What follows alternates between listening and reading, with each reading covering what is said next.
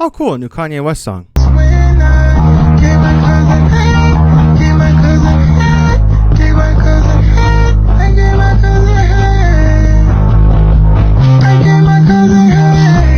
Yeah, you heard that right. That's not an AI song or anything. That is a legitimate song that Kanye West has put out on Twitter. I'm still wrapping my head around it. This video's late. This happened yesterday. Kanye released a new song called Cousins. And previous to this, the only real information we've had on Kanye and his cousins was on Life of Pablo, when he said that his cousin stole his laptop that he was fucking bitches on, and he had to pay him $100,000 just to get it from him.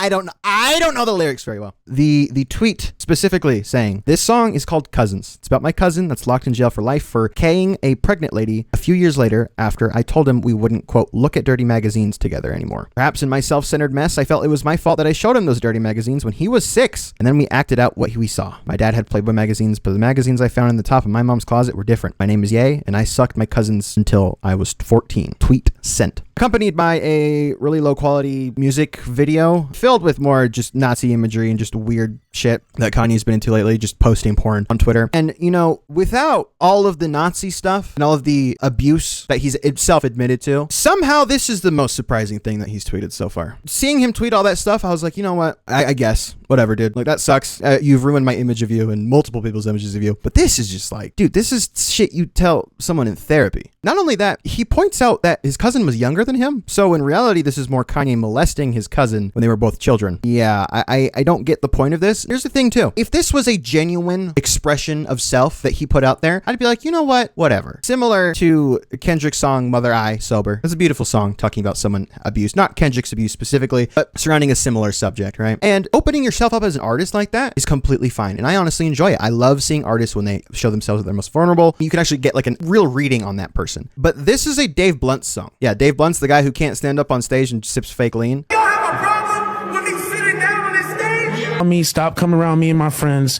With lean, I fell in love. This is a Dave Blunt song. The chorus is, took 10 perks just to get high, 10 perks to get high, pray I don't die. That is a song called 10 Perks by Dave Blunt, that released last year in October. It's just an AI filter over a Dave Blunt song. So this isn't even a genuine expression of self in a situation that he went through when he was younger. This is just him trying to get attention again. And it's really fucking gross. Like, it's weird. People are trying to be like, well, look, this is why he's being crazy on Twitter, because he was touched when he was a kid. And it's like, well, I mean, if you want to look at the facts, technically, he was the one who was touching on his cousin. I don't know. I don't know. ASAP Ferg also commented on this saying, good for @Kanye West. Now you can be whole. When people start to act out, you never know the root of the issue. Sending love, brother. You're a go. With the wrong you're. I'm gonna be a grammar not Zazi Nambies on that. What's going on, guys? My name is Zazi Nambies. People have been using this to defend all of the craziness online. Again, like ASAP Ferg here saying, like, when people start acting out, this isn't acting out, dog. Like, this is just him. This is how he's been is the whole time. Granted, you can't really criticize when someone decides to deal with their issues. I mean, I think you can a little bit, considering Kanye's almost 50 years old at this point. This is just not the way to do that at all. You need to go to a therapist. You tell me, what is the issue?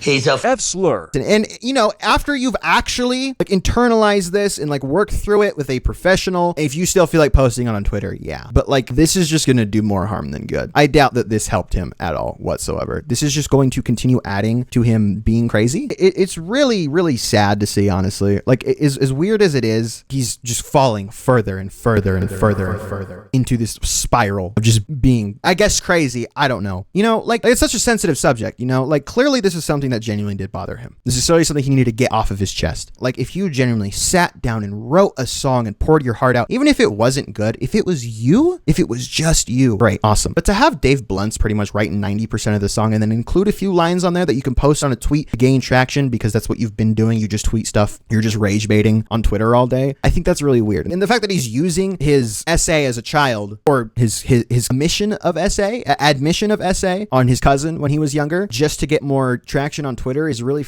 like, it's just gross. I don't know. It's just weird. Why?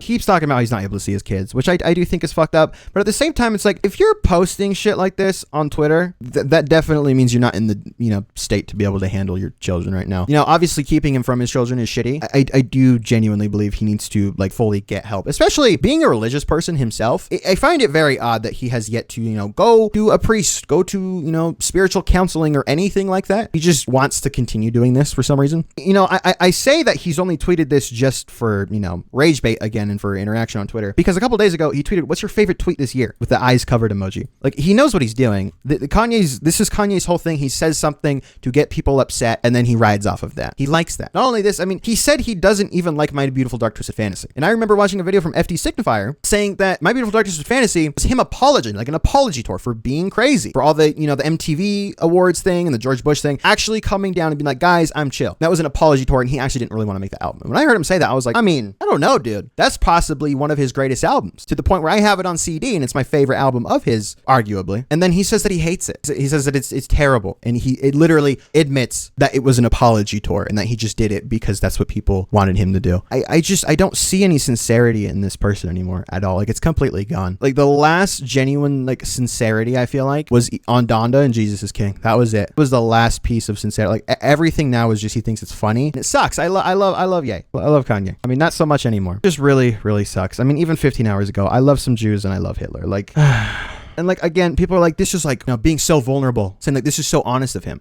And it's not. It's a fucking Dave Blunt song. 90% of the stuff that we've heard from Kanye for World War III, I'm not even going to show you the album cover because it's fucking insane. It's just gross. And then you just have Dave Blunt's writing all these songs. If you've heard the How Am I Acting Like Hitler song, I said, are you ready to die? They telling me that I'm a bully. I'm anti-Semitic fully.